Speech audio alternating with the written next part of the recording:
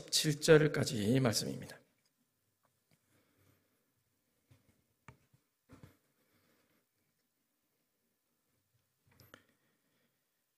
우리 한 절씩 교독하도록 하겠습니다. 여호와께서 이같이 말씀하시되 너희는 길에 서서 보며 옛적 길 곧 선한 길이 어딘지 알아보고 그리로 가라. 너희 심령이 평강을 얻으리라 하나 그들의 대답이 우리는 그리로 가지 않겠노라 하였으며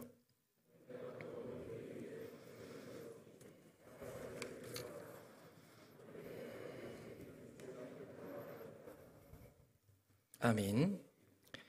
각 시대마다 그 새로운 젊은이들이 이 반복적으로 하는 말들 가운데 하나가 세상이 변했습니다라는 이런 말을 합니다.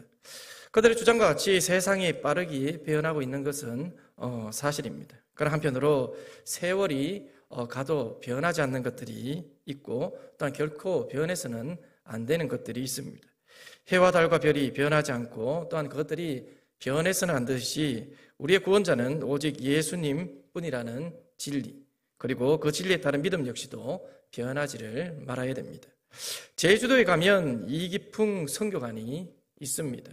과거 청년부 수련회로 인해서 이렇게 방문을 하게 되었는데 참으로 감동적인 편지 하나를 거기에서 발견을 하게 되었습니다. 이기풍 목사님이 아니었던 윤함의 사모님이 남긴 그 유언의 그런 편지였습니다.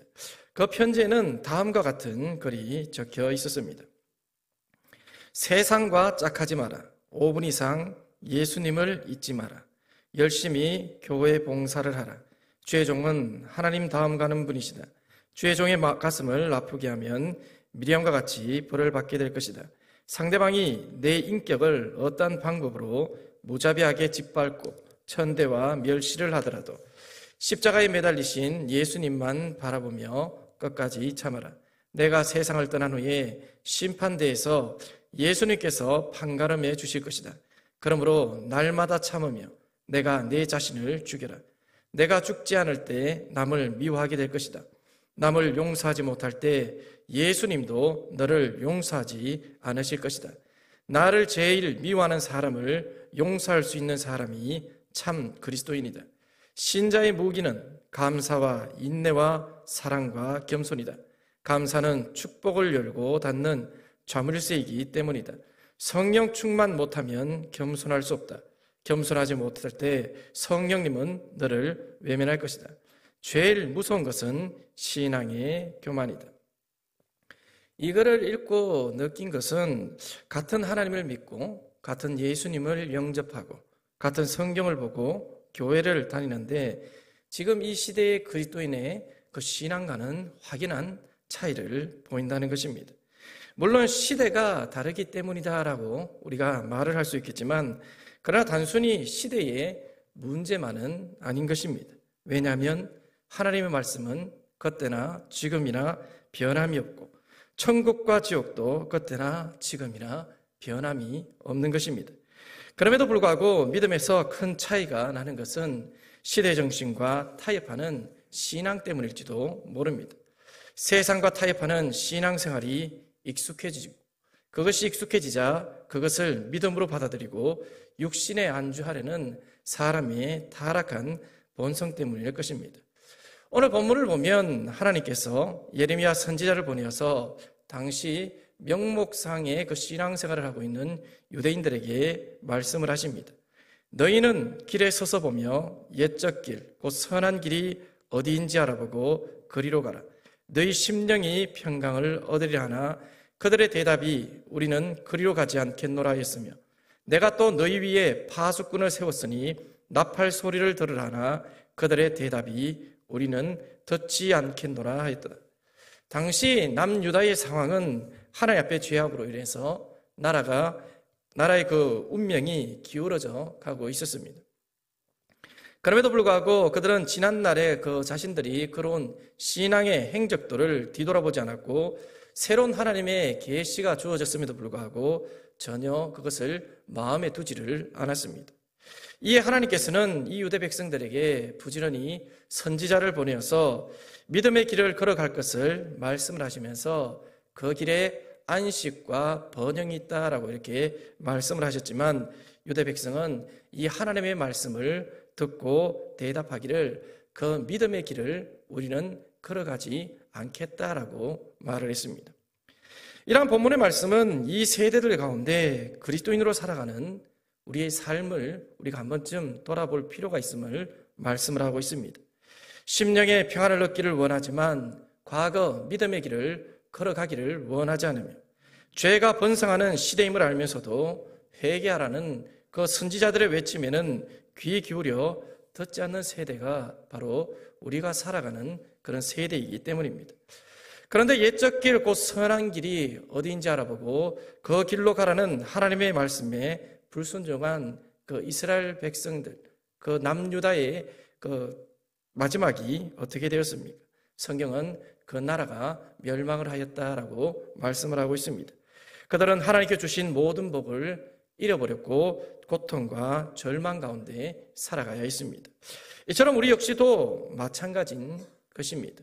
옛적 길, 곧 선한 길을 우리가 알아보고 그 길을 가지 않는다면 교회를 다녀도 심령의 평안을 얻기보다 점차 심령의 고통과 절망이 남을 뿐이라는 것입니다. 그러면 우리는 이제라도 이스라엘 백성들의 그 결말을 우리 신앙의 교훈으로 삼아서 하나님의 그 말씀에 귀를 기울여야만 하는 것입니다. 하나님은 먼저 너희는 길에 서서 보며라고 이렇게 말씀을 하셨습니다. 세상의 분주함에 휩쓸려가는 걸음을 잠시 멈추라는 것입니다. 교회 생활 역시도 이런저런 분주함에 휩쓸려가지 말고 잠시 멈추어서서 깊이 생각을 해보라는 것입니다.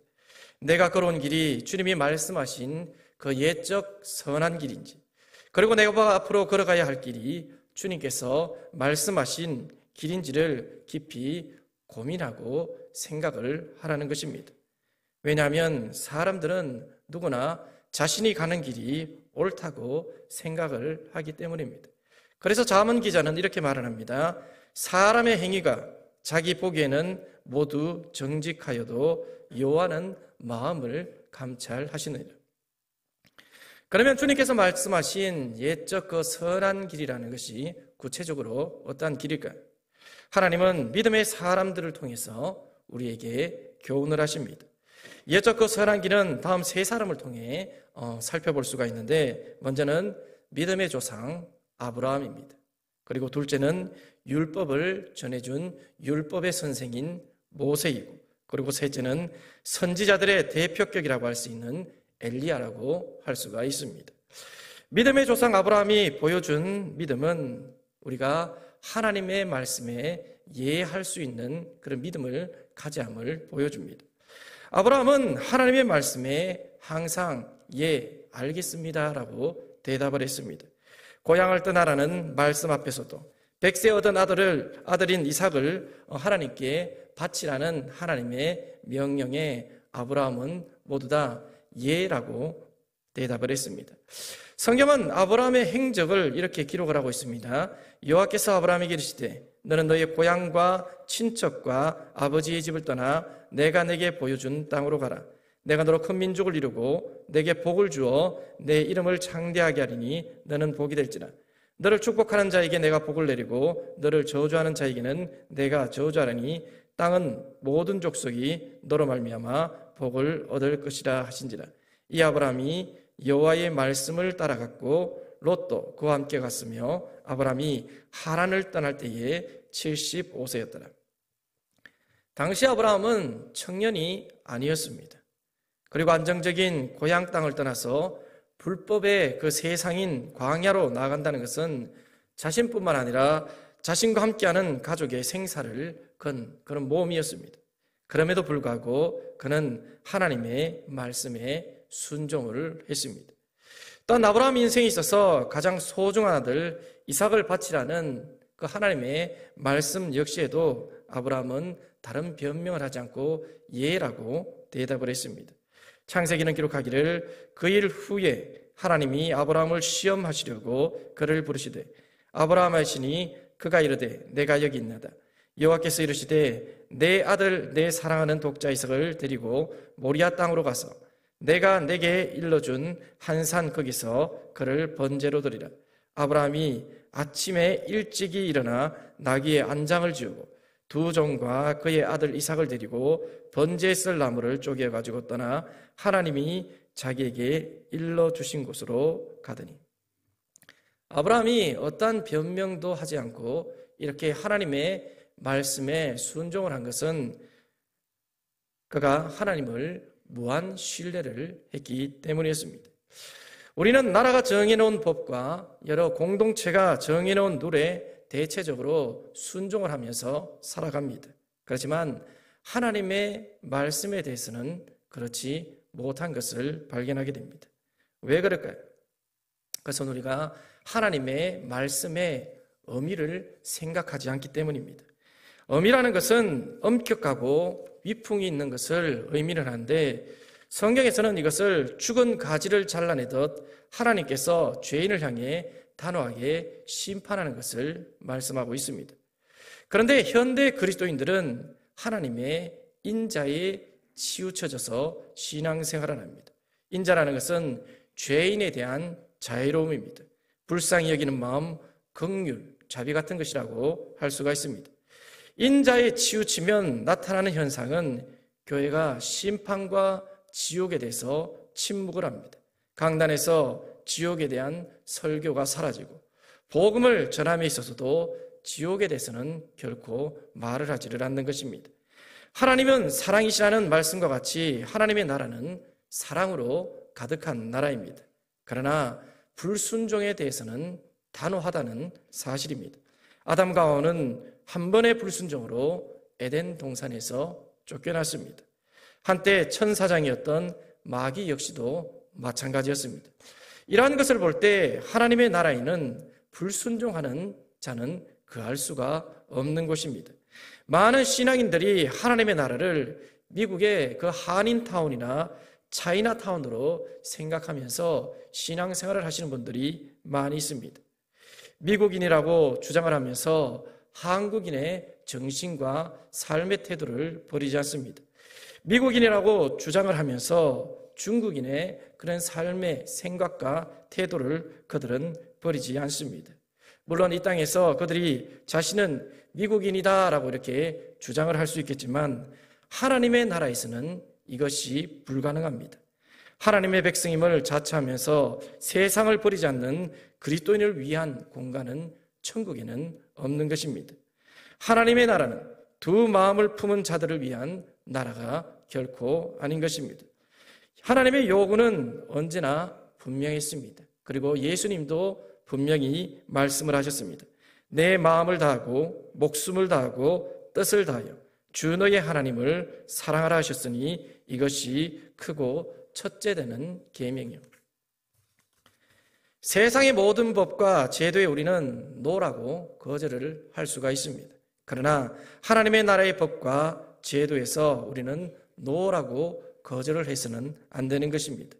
하나님의 말씀에 순종하지 않는 자가 하나님의 나라에 들어갈 수는 없기 때문입니다. 세상 앞에서 우리가 예스맨으로 살아갈 것이 아니라 하나님 앞에 예스맨으로 사는 자가 되어야 될 것입니다. 하나님께서 우리에게 원하시는 것은 예, 주님이라는 그런 대답을 원하신다는 것을 꼭 기억하시기를 바랍니다. 둘째로 율법의 선생 모세가 있습니다. 모세의 신앙은 다시 일어서는 그런 믿음이라고 할 수가 있습니다. 모세는 애굽의 왕자였을 때에 이스라엘의 해방을 위해서 힘을 썼습니다. 하나님께서 자신과 함께 하실 것이다 라고 생각을 했습니다. 그런데 하나님의 뜻은 거기에 있지 않았습니다. 그는 실패를 했고 결국 미디안 광야로 도망을 쳐야만 했습니다. 누구나 우러러 볼 법한 애굽의 왕자에서 한낱 이름도 모를 미디안의 양치기가 되어버린 것입니다. 애굽에서 왕자로 살았던 삶과 배움을 모두 그가 잊어버리고 말조차도 제대로 할 수 없을 만큼 되었을 때 하나님은 그를 다시금 부르셨습니다. 성경은 이렇게 말을 하고 있습니다. 여호와께서 그게 보려고 돌이켜오는 것을 보신지라 하나님이 떨기나무 가운데서 그를 불러 이르시되 모세야 모세야 하시매 그가 이르되 내가 여기 있나이다. 하나님이 이르시되 이리로 가까이 오지 말라. 내가 선 곳은 거룩한 땅이니 내 발에서 신을 벗어라. 종종 우리는 실패를 경험을 합니다. 세상에서도 실패하고 교회 안에서도 실패를 합니다. 하나님께서 나를 도와주시지 않았다는 사실에 실망을 합니다. 모세가 미디안의 광야로 숨은 것과 같이 많은 신앙인들이 세상에 상처 입고 또한 교회에 상처를 입고 혼자만의 세계로 숨어 들어갑니다. 그러나 하나님은 모세가 모든 것을 잃어버렸을 때, 나는 아무것도 아닌 존재임을 그가 자각하였을 때에 그를 다시금 부르셨습니다. 이 3년간의 코로나로 인해서 교회와 성도들은 많은 것을 잃어버렸습니다. 할 수 있는 것은 거의 없었습니다. 예배도 겨우 드릴 수 있는 그런 수준이었습니다. 모세에게 애굽의 화려함이 사라지듯이 교회에서 갖가지 프로그램이 사라졌고, 모세가 숨죽이며 미단 광야에서 살듯이 우리도 간신히 예배만 드리는 그런 시간들을 보내었습니다. 하나님은 이스라엘의 해방을 위해서 모세에게 애굽의 그 화려함을 걷어냈듯이 하나님은 갖가지 신앙 프로그램과 봉사활동으로 덮어진 교회에 예배만 남게 하심으로 진정 무엇이 우리에게 중요한지를 보여주셨습니다. 애굽이라는 세속에 붙들린 이스라엘을 구원하는 힘은 사람들이 흠모할 애굽의 왕자라는 그런 자리가 아니었습니다. 왕자인 내가 할 수 있다는 육신의 그 자신감이 아니었습니다. 도리어 구원의 힘은 모래바람이 부는 광야에서 나왔습니다. 애굽에서 멀리 떨어진 거룩한 구벨에서 나왔고, 나는 할 수 없다라는 자기 부인에서 나왔습니다. 하나님은 모세를 다시 부르셨던 것처럼 다시금 코로나19에 낙심되고 실망한 마음으로 그 믿음이 뒤로 물러나 있는 신앙인들을 다시금 부르고 있습니다. 이제 내가 너를 세상에 보내어 너에게 내 백성을 세상에서 인도하여 내게 하리라. 예수님께서 예수님을 부인한 제자들을 다시금 부르시면서 다시 그들을 사도로 세우신 것 같이 우리를 이 죄악이 관영한 시대 속에서 영혼의 파수꾼으로 다시금 세우십니다. 하나님은 다시 일어나는 힘, 재헌신의 길로 우리를 지금 인도하고 있는 것이고, 재헌신의 길로 우리가 나아가기를 간절히 원하는 것입니다. 하나님의 나라에 충성되었던 모세와 같이 다시금 재헌신의 길을 걸어가는 성도님들 되시기를 바랍니다. 셋째로 선지자들의 대표격인 엘리야가 있습니다. 엘리야는 하나님의 살아계심을 담대한 믿음으로 증거를 했습니다. 우리는 담대한 그런 믿음의 길을 걸어가는 자들이 되어야 됩니다. 엘리야 시대에는 우상 숭배가 이스라엘 전역을 뒤덮었습니다. 거룩한 백성이요 거룩한 나라임에도 불구하고 거룩함과 구별됨을 그 땅에서 찾아볼 수가 없었습니다. 당시 아방 정권은 우상인 바알과 아세라를 공개적으로 지지를 했습니다. 아방의 정권 치하에서 하나님의 신앙을 지킨다는 것은 곧 죽음을 의미합니다. 사람들은 침묵을 했고 우상 숭배는 더 급히 거룩한 나라를 잠식해가기 시작을 했습니다. 이러한 때에 분연히 일어난 사람이 바로 엘리야 선지자였습니다. 그는 누가 진짜 살아계신 하나님인지 우상 숭배자들에게 능력 대결을 하자고 했습니다. 하나님의 선지자는 엘리야 1명, 바알의 선지자는 450명, 일대 450의 싸움이 시작이 되었습니다. 이는 성경이 어떻게 보면 선지자의 숫자일 뿐 실제 그 자리에 모인 사람들 중에서 엘리야 선지자의 편은 한 명도 없었습니다. 그럼에도 엘리야 선지자는 결코 주눅들지를 않았습니다. 그는 재물에 불을 붙이는 초자연적인 능력 대결에서 심지어 담대하게 재물 주위에 고랑을 파고 물을 퍼부었습니다. 하나님은 그런 엘리야의 담대한 믿음에 응답을 해주셨습니다. 하늘에서 불이 내려 재물뿐만 아니라 고랑에 넘치는 물을 기름과 같이 태워버렸던 것입니다. 이 같은 하나님의 능력은 하나님이 정말 계신가라는 의문과 바알과 아세라가 나의 삶에 더 도움이 되겠다라고 생각하는 이스라엘 백성들의 생각을 완전히 뒤바꾸어 놓았습니다. 이 시대 역시도 마찬가지입니다. 하나님의 능력을 경험해보지 못한 세대들로 가득합니다. 교회는 공공장소에서 식사 때 기도조차도 제대로 하지 못하는 나약한 그리스도인들로 점차 채워지고 있습니다. 세상 노래는 열창을 해도 하나님을 찬양하는 일에는 벙어리들이 많고, 세상의 불합리에는 담대히 목소리를 높여도 정작 영적인 불합리 앞에서는 담대하지 못하고 침묵하는 그리스도인들이 많은 것입니다. 그러나 하나님은 우리가 담대함을 버리지 않기를 원하십니다. 그래서 히브리서 기자는 이렇게 말을 합니다. 그러므로 너희 담대함을 버리지 말라. 이것이 큰 상을 얻게 하느니라. 어느덧 우리는 환경에 우리 신앙이 주눅들어 가고 있습니다.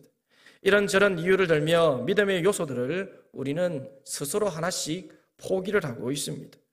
그리고 어느덧 그런 분위기에 자연스럽게 굴복하기 시작하고, 굴복하는 것이 문화가 되고, 그런 문화가 다음 세대들을 잠식해가고, 그리고 그런 분위기가 오늘날 믿음이라고 우리는 믿고 있습니다. 그러나 성경은 믿음은 세상을 이기는 능력이다라고 말을 하고 있습니다. 요한은 담대하게 이렇게 말을 합니다. 무릇 하나님께로부터 난 자마다 세상을 이기느니라. 세상을 이기는 승리는 이것이니 우리의 믿음이라. 바울도 이렇게 말을 합니다. 경건의 모양은 있으나 경건의 능력은 부인하니 이 같은 자들에게서 내가 돌아서라. 엘리야의 사역이 엘리사에게 전달된 것처럼 내가 한 일을 저도 할 것이요 라고 말씀하신 주님의 말씀과 같이 예수님과 함께 하신 성령님의 능력의 회복이 우리에게는 절실히 필요한 것입니다. 나다나엘이 나사렛에서 무슨 선한 일이 나겠느냐 무시할 때에 빌립이 와서 너가 와서 보라고 외친 것처럼 교회에 뭐 볼 것이 있느냐, 뭐 대단한 것이 있느냐라고 무시하는 자들에게 우리도 와서 보라 할 수 있는 능력 있는 교회와 능력 있는 그런 그리스도인이 되어야만 하는 것입니다. 하나님은 우리 모두가 그런 담대한 그리스도인으로 살아가기를 원하는 것입니다.